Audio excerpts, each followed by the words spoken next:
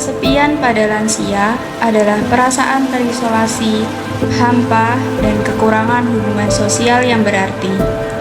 Ini adalah pintu masuk bagi depresi dan kecemasan.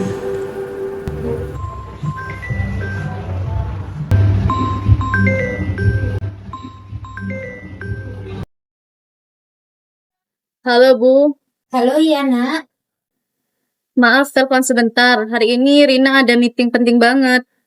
Nanti Rina kesana kalau ada waktu senggang ya Bu. iya nggak apa-apa nak. Jangan sampai meeting terganggu ya. Ibu nggak apa-apa kok di sini. Alhamdulillah nanti Rina suruh Tio kesana ya Bu, biar Ibu nggak kesepian lagi. Sudah dulu ya Bu. Assalamualaikum. Waalaikumsalam.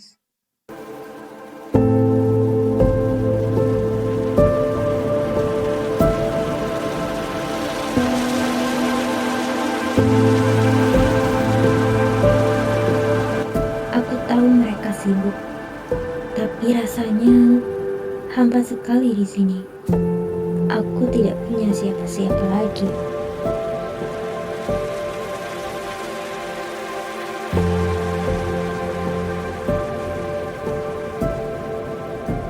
Tio, kamu lapar tidak? Nenek buatkan teh sama cemilan ya. Gak perlu, Nek. Aku udah makan dan di rumah.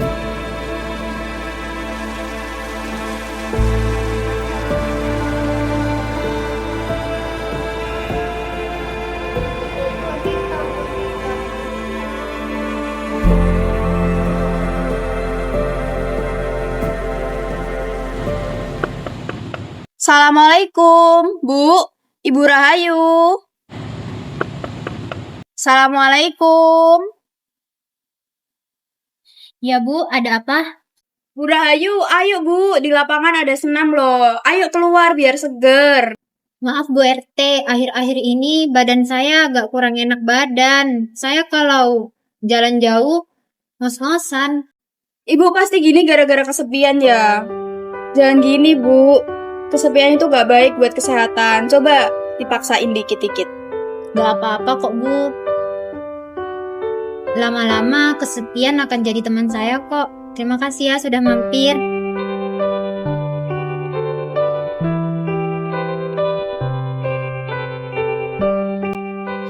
Nina, seorang mahasiswa KKN, datang mengunjungi Nenek Rahayu untuk melakukan pemeriksaan kesehatan sederhana. Namun, saat tiba di sana, Nina melihat Nenek Rahayu sedang sendirian. Padahal, di foto keluarga yang ia lihat sebelumnya, tampak ada anak dan cucunya. Kamu kenapa nak? Ibu, kalau ibu nggak nelfon mereka, gimana mereka tahu kalau ibu kangen sama mereka? Komunikasi itu penting loh ibu. Nak, orang tua itu tidak butuh apa-apa dari anaknya. Ibu itu cuma pengen anaknya itu masih ingat rumah.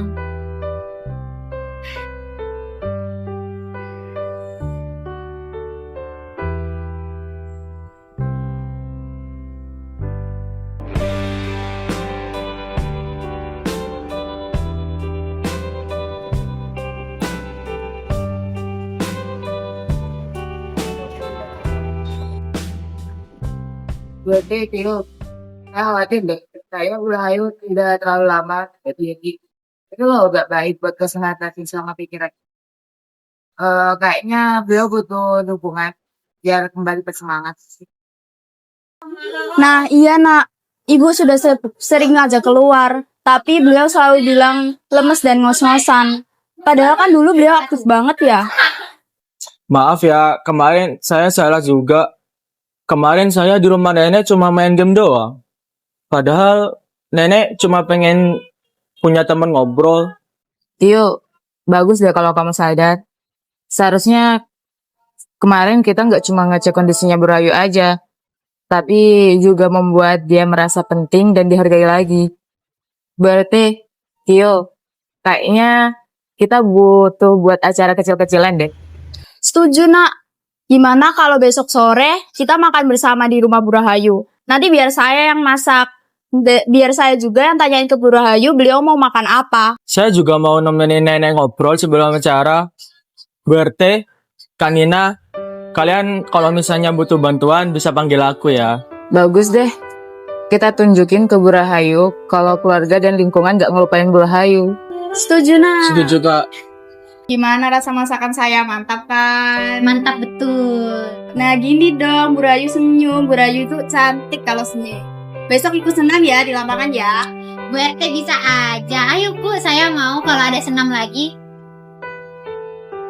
Kesepian bukan karena tidak ada orang di sekitar, tapi karena tidak ada yang datang mengetuk hati.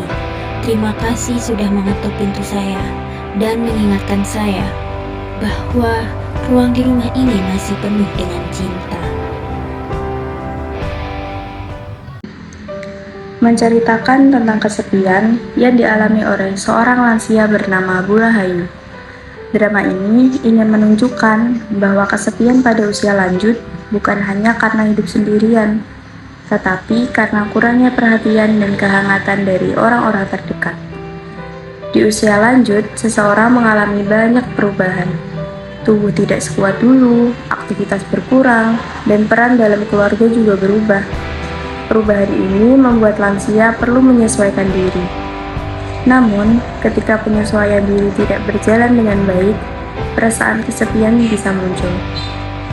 Bu Rahayu sebenarnya memiliki anak, cucu, dan tetangga. Namun, anaknya sibuk, dan cucunya lebih fokus pada ponsel. Dan komunikasi yang terjalin juga kurang hangat. Hal ini membuat Bu Rahayu merasa tidak diperhatikan dan tidak dibutuhkan. Inilah yang disebut kesepian emosional, yaitu merasa sendiri meskipun tidak benar-benar sendirian. Karena terlalu lama menyimpan perasaan, Bu Rahayu mulai menarik diri. Ia merasa tidak ingin merepotkan orang lain dan memilih diam. Lama-kelamaan, kondisi ini membuatnya terlihat lemas, sedih, dan kehilangan semangat. Melalui kehadiran mahasiswa KKN dan dukungan lingkungan sekitar, Bu Rahayu mulai merasa didengar dan dihargai. Perhatian sederhana seperti menemani dan mengajak bicara ternyata sangat berarti bagi lansia. Drama ini mengajarkan bahwa kesepian pada usia lanjut bisa berkurang jika ada kepedulian dan hubungan yang hangat. Karena bagi lansia, yang paling dibutuhkan bukan hanya tempat tinggal, tapi juga rasa dicintai dan dihargai.